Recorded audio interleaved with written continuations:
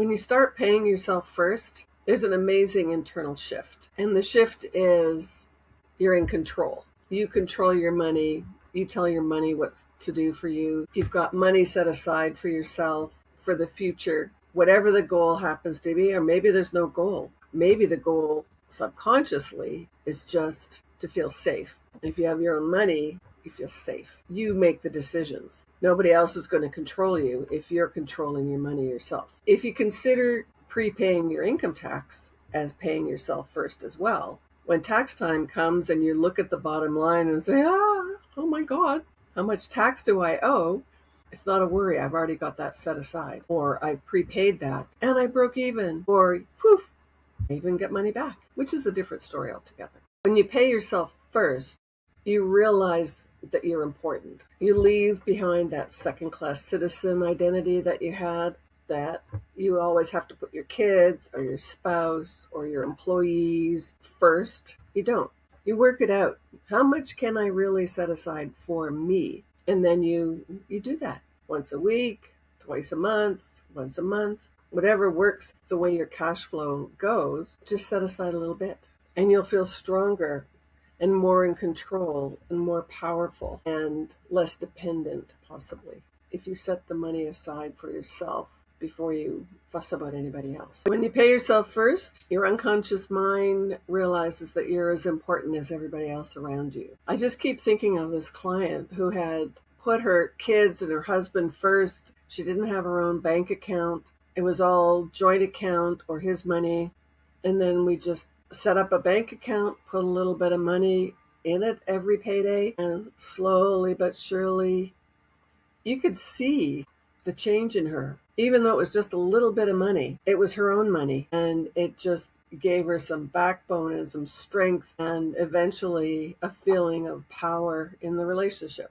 She was an equal in the relationship as opposed to a secondary consideration. And that's important. It's really important. Women are trained by their own mothers to put other people first. We put our clients first. We put our children first, our spouses first. We're taught to serve, which means we put other people first. We volunteer at the church or at the school or wherever. We're putting other people first. It's just it's probably part of our DNA. But sometimes you're put in a situation where you have to take control and you have to know what to do. And if you have a little bit of your own money that you can play with, let's say, you can invest it yourself eventually. You can decide what to buy for somebody's birthday present without them knowing because it's on the family credit card.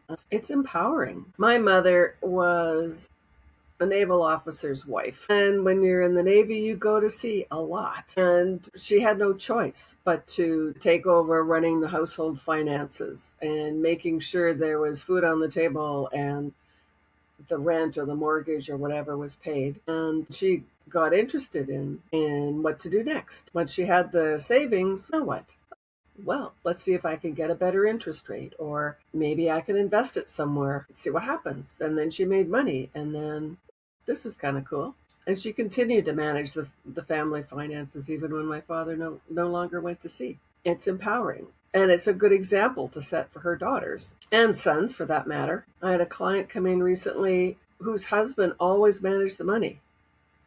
And then he left her, and she has no idea what to do. Absolutely no idea where to start. And it makes me crazy that she didn't take control, but she was too busy running the family and doing her job, letting him run the finances. Oops. Paying myself first takes a lot of pressure off, a lot of weight off my shoulders. Making sure that there's money in the bank for an emergency or an opportunity or a rainy day or to pay the tax man. It's just like a big sigh of relief. There's money there to pay the tax man.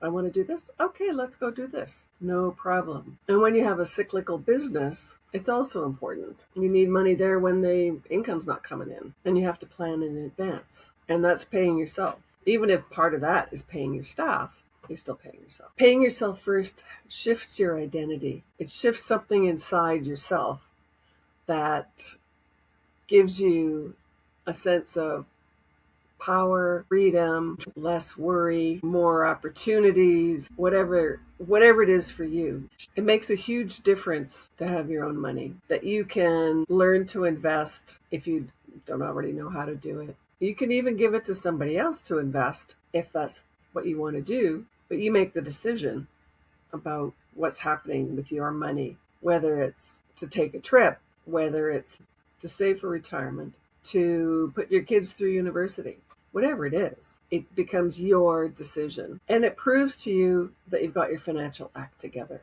It's the first step to financial freedom. And isn't that what we all want deep down inside? I think so. If you have any questions, just let me know.